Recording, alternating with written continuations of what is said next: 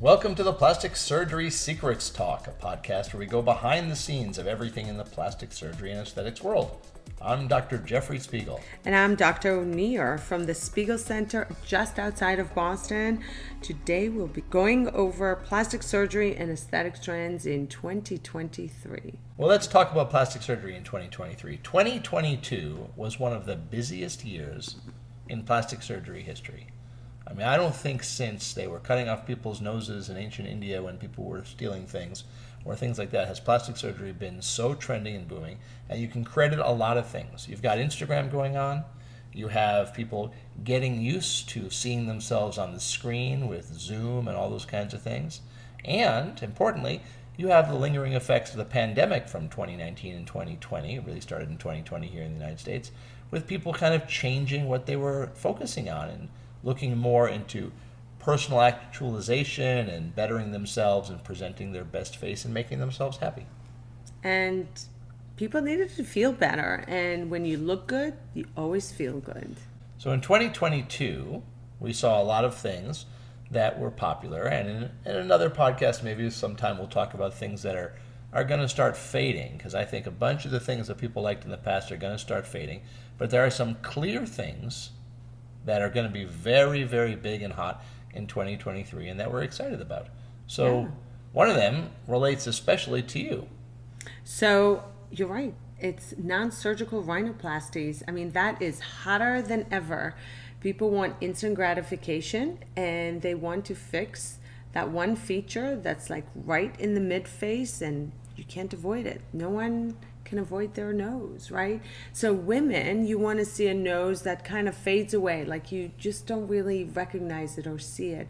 And if your nose is too bumpy or too, even when it's too perfect, then you notice it. And I find people who've had rhinoplasties before and they think their nose is just like a little too perfect. They come back because they're like, it's drawing too much attention. You want your nose not to draw any attention. And non-surgical rhino is a perfect way of going about it. Very easy, fast, and it lasts a while. I'd like to think I'm guilty of making noses that are too perfect. And I hope that's the main problem people have with the noses we do, because I know they're going to breathe better and look better.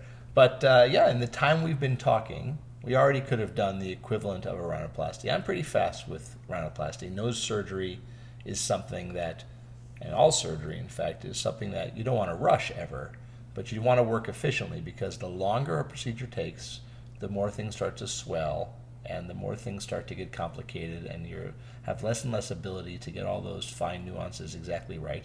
Plus the risks of infection and things go up. So having an efficient, strong surgery is important. And it's the same thing with non-surgical rhinoplasty, but non-surgical rhinoplasty, you can be done by the time I've even washed my hands to do surgery. What's the process here? The greatest thing about it. What takes the longest is the consultation. Just kind of finding out exactly what it is that you want to do, what concerns you, if it's a little bump or if you feel like your nose, the tip of it looks a little beaky. So if you want to twist it up a little bit, we can fix that a little bit. If you feel like you've got too much deviation on one side versus the other, all of that can be done with fillers, and it's easy and it looks so beautiful. So rattle off some more things you can do. You can raise the tip. Yeah. You can straighten a curved nose. What else? Yeah. We can erase a bump. It's gone.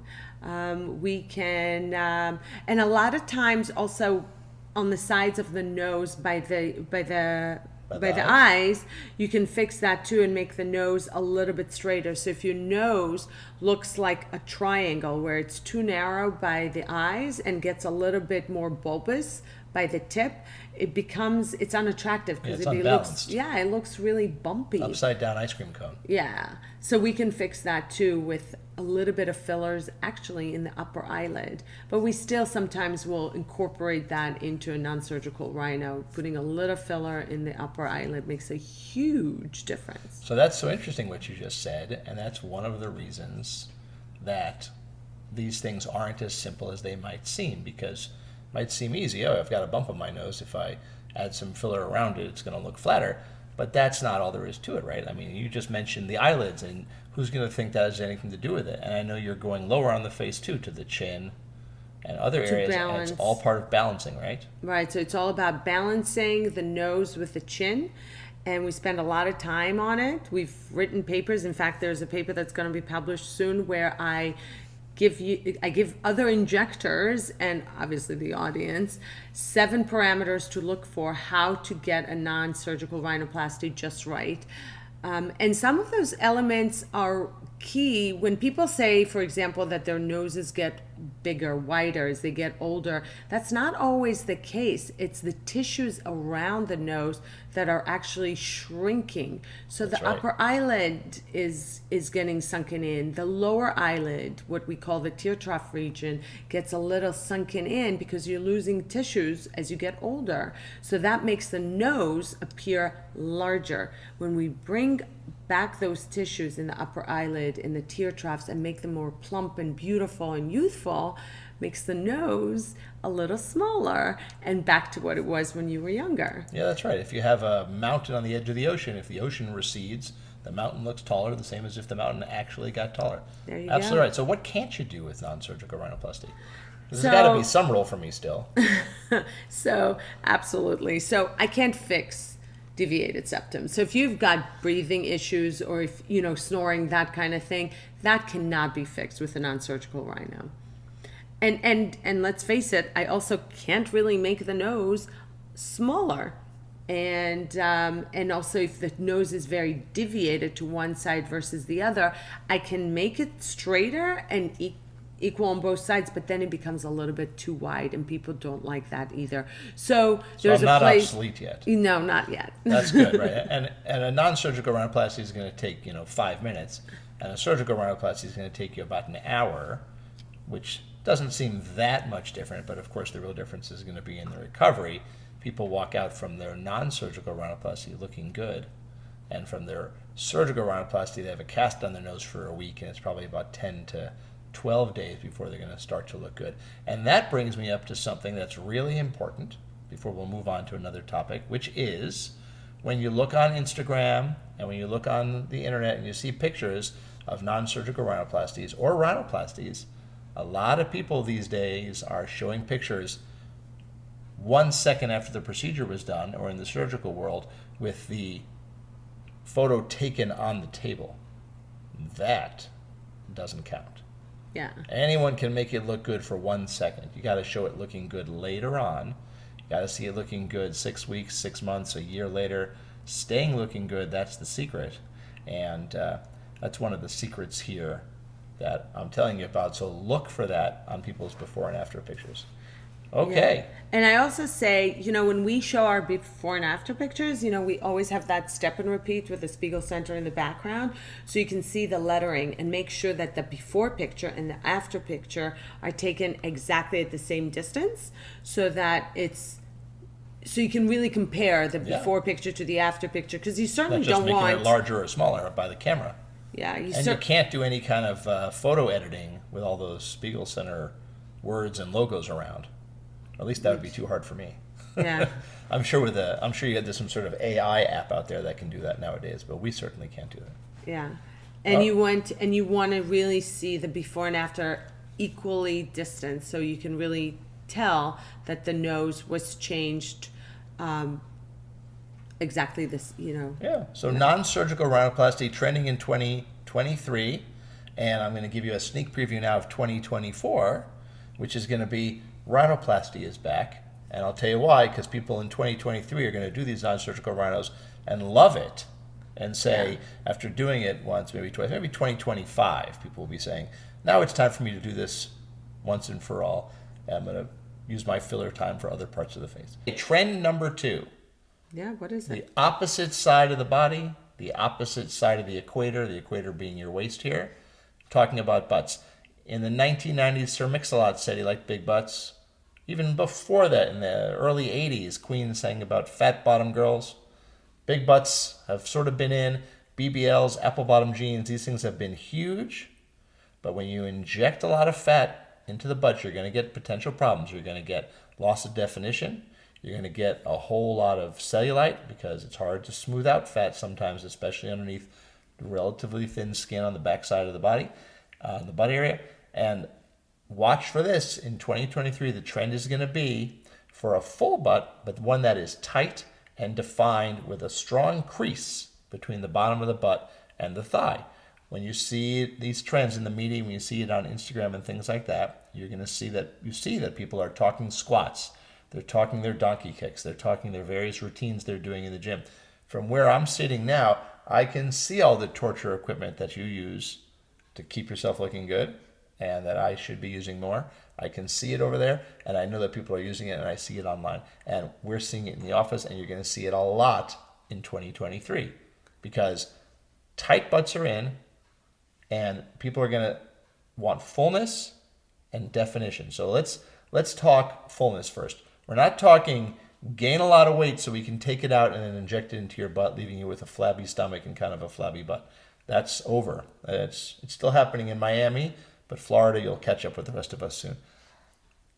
For the tight butt, when there's little deficiencies in areas, we can fill those in. A flat butt that goes from your back straight down, that's not in. And you don't need to go gain a lot of weight. So tell us how we're going to augment that. What are we doing for that? Well, I think non-surgical solutions are great for that, like using Sculptra or Radiesse. Those are both biostimulants, and it's very controlled. Whereas fat, when you inject fat into any area, inject it from one side of the body and put it into another, you're not always sure how it's going to react. Sometimes it just keeps on growing, and other times especially if you keep eating. Yeah. And other times it shrinks and dies away. So it has its own life and its own decision, its own DNA. Whereas something from the outside, something synthetic and yet very compatible with the way our bodies work, stimulating collagen, stimulating elastin, and stimulating those are biostimulants such as Sculptra and Radiesse work really well in that area. That's right. And they're basically medications. This is another trend we're going to talk about in the future, not for 2023. It's not quite there yet, but it's the whole realm of medications and supplements and things to improve life and improve health. And these things are just starting out, but Radiesse and Sculptra, which is polylactic acid, these medications stimulate your body to produce more soft tissue. The butt is in large part soft tissue. And we can take dips at the hips, we can take dips in dimples, we can take areas where you've lost volume and carefully place this medication exactly where you want. And your body's going to grow. And it's going to grow the amount we want, and it's not going to go crazy. And you don't get the kind of cellulite problems and the dimpling and problems like that. And a really nice thing about it, unlike the BBLs, the Brazilian butt lifts of the past, is that the biostimulator treatments, you can go sit down immediately afterwards. With BBLs, people have to lay on their stomachs for weeks afterwards because the pressure on the fat can kill it. You're not going to kill the medication. The medication is not alive in the first place. It has its effect whether or not you're lying down or not. So you can actually sit down in the car instead of having to lie down in the back of a station wagon or something to get back out of there. So biostimulators are great. We're doing a whole lot of those. They take moments. It's almost as fast as a non-surgical rhinoplasty. And one of the other things that we do at the Spiegel Center, which I think is a secret to this, is I make you do it standing up. Because you see your butt when you're standing up. And if you're lying down on the table, everything kind of shifts around. And if you're lying down on a bed, it's going to look different. So we're going to have you stand up. We're going to give you a whole bunch of mirrors so we can see what's happening. But then there's that bottom of the butt where it connects to the thighs. Like the banana roll? At the banana roll, right? Now, as you know, I'm allergic to bananas a little bit. So banana rolls don't sound that good to me. And they're not so exciting to the patients who come to see us either because it doesn't look good in your bathing suit and it doesn't look fit. It looks loose and saggy. And for that spot, as you know, you don't want it, you can cut it out, but that leaves a long scar. But what we're doing there is using Body Tight. You want to talk about Body Tight? Let's leave it for another time to talk about Body Tight. I kind of want to talk about the other trend, which is lips. Okay. What do you think about that? That's what I'm wearing this red scarf for Valentine's. All right. So let's what, talk about lips. I've talked about the first two. What what's happening with lips in 2023? So I think lips are, we went so big with lips for years. We've been doing like bigger and bigger and bigger lips. I haven't in my office. And I think that's why my patients come to me. I think we're toning it down a little bit and going to something a little bit more natural. And I think it's going to be beautiful because I think what you and I have spoken about quite a bit is you have to show the upper teeth. And when the lips are too big, when the upper lip is so big, you can't see the upper teeth. And so what's the point of having those huge big lips? You start to look inhumane. Or non-human. I don't know. Yeah, both good. So I think it's all about showing those brighty whiteys, those upper beautiful teeth. And I think people are going to stop doing those big, huge lips. They're still going to get lip fillers, for the smokers lines or to get that beautiful flip. That's gorgeous. But if you have the upper lips too big, it doesn't look natural. So how do you shorten the distance between the nose and the lip? Because people want to show and want to see your upper teeth. How are you going to do that? Tell them how you do it, Dr. Spiegel. It's a lip lift, but the lips being so huge, so whoever can do, it's got to be done right and perfectly, and that's what we're going to see in 2023. Right. It's all about right balance. Like we've been talking about facial balance. That's what's going to happen in 2023. It's all about correct balancing of the face. And, do you want to talk to us a little bit or talk to me a little bit about because we started the whole show of talking about rhinoplasties and we're ending it on lips.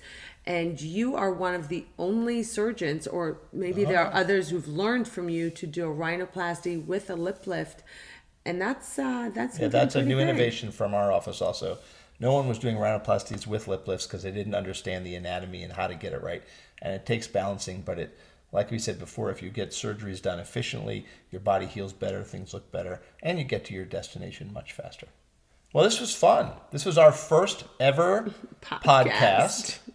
And we're coming to you through your Bluetooth speaker, your radio, your phone headphones, your Apple Pod earpieces, whatever they're called. Maybe that's why this is called a podcast. Who knows? Thank you for listening to Plastic Surgery Secrets Talk. If you like what you heard and want to get in contact with us, you can call 617-566-3223. That's 617-566-FACE. Or email us at info@drspiegel.com or follow us on social media at Dr. Spiegel.